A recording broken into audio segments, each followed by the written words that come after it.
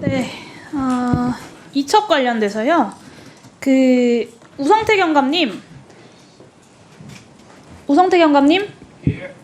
네, 시간 잠깐 멈춰주시고 다시 세팅해 주세요. 네.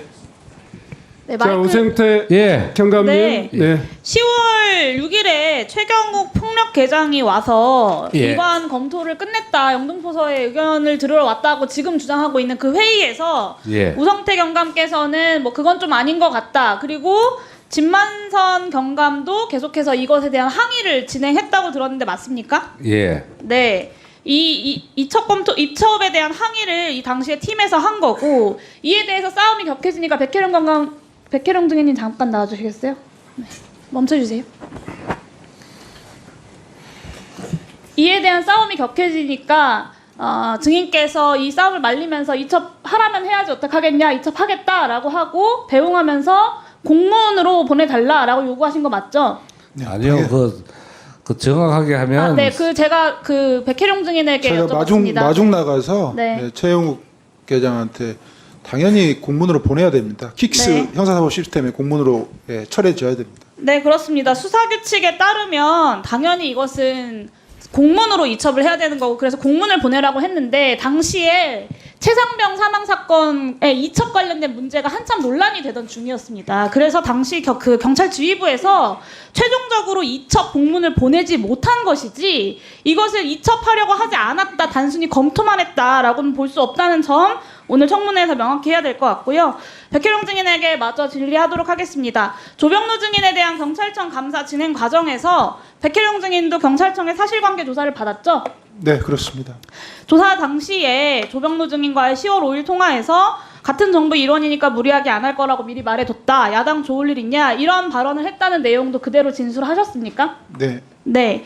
중앙징계위원회의 그 조병루 증인에 대한 징계 심의에서는 증인이 조사를 받으신 적 있나요? 전혀 없습니다. 네. 진술이 배치되고 있는 상황에서도 추가 조사조차 없이 징계가 이루어졌다라는 뜻으로 보입니다. 조지우 증인께 묻겠습니다. 이 중요한 수사와 관련된 언론 브리핑에서 수사와 관련 없는 상급관청의 상급자가 특정 조직이나 특정인의 범죄 연루 의혹 부분을 빼달라고 청탁하는 것과 단순히 그런 의혹이 브리핑에 들어가는지를 확인만 하는 것은 징계 수위가 달라지는 문제입니까? 그럴 수도 있습니다. 네. 수사 사건에 관한 직원 간 사건 문의 금지 계획이라는 경찰청 문서를 보면 사건 문의 금지 위반이 확인되면 사실관계 조사 및 징계 등 엄중 조치하고 구체적인 사건 청탁이 확인된 경우에는 직무고발 및 중징계 확행 이렇게 되어 있습니다. 만약에 조병루 증인이 세관 연루 직원 부분을 언론 브리핑에서 빼달라고 요구했다고 하면 이 사건 청탁에 해당이 되는 거고요. 경징계 사안이 아니라 중징계 사안이라는 게 경찰청 내부 지침으로 이미 정해져 있는 겁니다. 맞습니까? 그렇습니다. 네.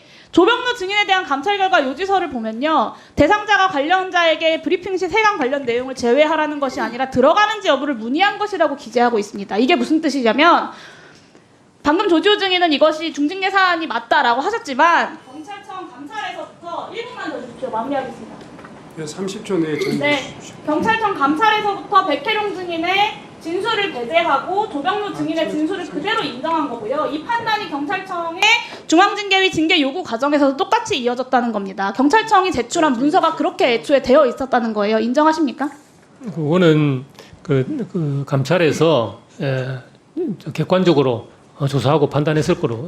아니요. 사건 청탁이 들어가면 당연히 중징계여야 하는데 애초에 사건 문의로 중앙징계위원회에 제출을 하셨다고요. 청탁의 경찰청에서. 정황을 확인을 못했고 사건 그 문의 정도로 확인한 걸로 제가 보고를 받았습니다. 아니 백혜룡 증인의 그 진술이 배치가 되잖아요. 일방의 양쪽의 증언이 다른 거죠. 그렇게 따지면 조병루 증인의 그 답변도 일방 네, 아닙니까? 그렇습니다. 정리해 그래서 주십시오. 입증 책임이 감찰 기관에 있는 겁니다. 네, 사실상 감찰 단계에서부터 경찰청이 나서서 꺼주십시오. 조병루 증인에 대한 봐주기 징계 절차를 진행한 것이라고 볼 수밖에 없습니다. 의원님, 제가 잠깐만 말해도 될까요? 기회 좀 주십시오. 지난번에도 또 동일한 말씀이라서 제가 잠깐만 말씀드릴 수 있는 기회를 좀 주십시오, 위원장님. 자, 그 문제는 네, 뭐 우리 제가 한 번만 꼭 말씀드려야 될게요. 조병루 증인은 질문하지 않았습니다. 네. 제가 말씀만 좀 할 수 있는 기회를 주십시오. 지난번에 뭐 지금 네. 시간 진행상 시간이 좀 촉구 보니까요. 예, 제가 추후에 30초만 말씀해 주시면 바로 하겠습니다. 허락해 주시면. 예, 30초 드리겠습니다. 네네.